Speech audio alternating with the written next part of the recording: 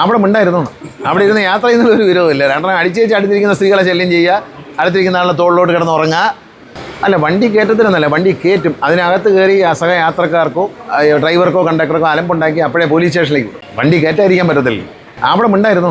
അവിടെ ഇരുന്ന് യാത്ര ചെയ്യുന്നൊരു വിരോധമില്ല. രണ്ടെണ്ണം അടിച്ചേച്ച് അടുത്തിരിക്കുന്ന സ്ത്രീകളെ ശല്യം ചെയ്യുക, അടുത്തിരിക്കുന്ന ആളുടെ തോളിലോട്ട് കിടന്ന് ഉറങ്ങുക.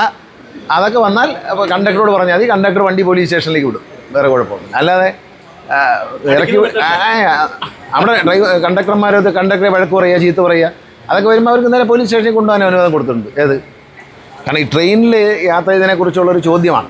ട്രെയിനിലൊരു പെൺകുട്ടിയെ ദാരുണമായി തള്ളിയിട്ട ഒരു സംഭവം ഉണ്ടായി. അപ്പോൾ അത് വെച്ചിട്ട് എന്നോട് ചോദിച്ചതാണ്, ഇങ്ങനെ വെള്ളം അടിച്ച് കയറുന്നവരെ ബസ്സിൽ എന്ത് ചെയ്യുമെന്ന് ചോദിച്ചു. അപ്പോൾ പോലീസ് സ്റ്റേഷനിലേക്ക് വിടാനായിട്ട് കണ്ടക്ടർമാർക്ക് നിർദ്ദേശം കൊടുത്തു. കാര്യങ്ങളൊക്കെ നടക്കുന്നില്ലേ? എറണാകുളത്തെ മത്സര ഓട്ടം ഒന്ന് കുറഞ്ഞില്ലേ? ഇപ്പോൾ ആളുകൾ അസമാനം ഉണ്ടല്ലോ.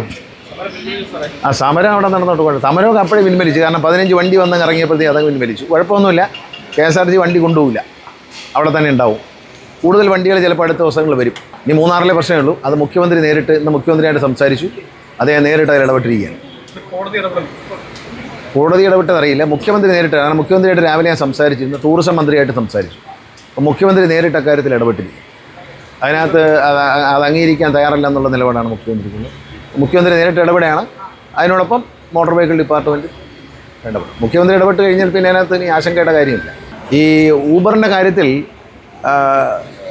ഒരു ഇൻ്റഗ്രേറ്റഡ് പോളിസി രൂപീകരിക്കണമായിരുന്നു ട്രാൻസ്പോർട്ട് ഡിപ്പാർട്ട്മെൻറ്റ്. അത് രൂപീകരിച്ചിട്ടുണ്ട്. അപ്പോൾ ഊബർ രജിസ്ട്രേഷനിൽ ഇതിനകത്ത് ഈ ഊബറും ഓല എന്ന് പറഞ്ഞ 2 കമ്പനി വളരെ പ്രധാനപ്പെട്ടാണ്. ഇവർ കേരളത്തിൽ രജിസ്റ്റർ ചെയ്തിട്ടില്ല. അതിൽ 3 കമ്പനിയുള്ളതിൽ ഒരു കമ്പനി രജിസ്റ്റർ ചെയ്യുന്നുണ്ട്. അപ്പോൾ അവർ രജിസ്റ്റർ ചെയ്യുന്ന കേന്ദ്ര ഗവൺമെൻറ്റിൻ്റെ ഒരു കണക്കുണ്ട്, ഇത്ര രൂപ വെച്ച് അടയ്ക്കണം എന്നൊക്കെ ഉണ്ട്. അവർ ലൈസൻസ് ഫീ അത് കേരള ഗവൺമെൻറ്റിന് അടച്ചുകൊണ്ട് അവരുടനെ രജിസ്റ്റർ ചെയ്യേണ്ടതുണ്ട്. രജിസ്റ്റർ ചെയ്ത് കഴിഞ്ഞാൽ അവർക്ക് പ്രൊട്ടക്ഷൻ കിട്ടും. അല്ലാതെ ഇപ്പോഴത്തെ ഊബറിനകത്ത് ഒരു അല്പം കള്ളത്തരമുണ്ട്. അതൊരു ശരിയായ ഊബർ അല്ല.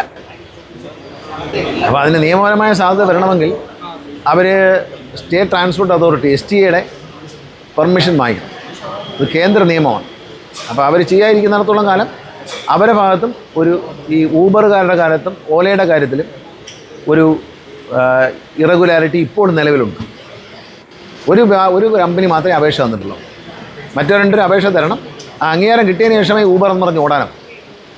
ഇപ്പോഴും ഊബർ എന്ന് പറയുന്നത് ഗുണ്ടായിസം ശരിയല്ല, പക്ഷേ ഇതിനകത്ത് ഈ 2 കമ്പനികൾ അംഗീകാരം നേടിയിട്ടില്ല. കേന്ദ്ര നിയമം അനുസരിച്ചുള്ള അംഗീകാരം സംസ്ഥാന സർക്കാരിലെ സ്റ്റേറ്റ് ട്രാൻസ്പോർട്ട് അതോറിറ്റിയുടെ വാങ്ങേണ്ടതുണ്ട്. അത് വാങ്ങാം, നിയമപരമായിട്ട് അവർക്ക് വാങ്ങാമെന്നുള്ളൂ. അവരതിന് ഫീസ് അടയ്ക്കണം. പുതിയ ഫീസ് ഇപ്പം നിശ്ചയിച്ചിട്ടുണ്ട്. ഈ മാസം കേന്ദ്ര ഗവൺമെൻറ് ഫീസ് വർദ്ധിപ്പിച്ചിട്ടുണ്ട്.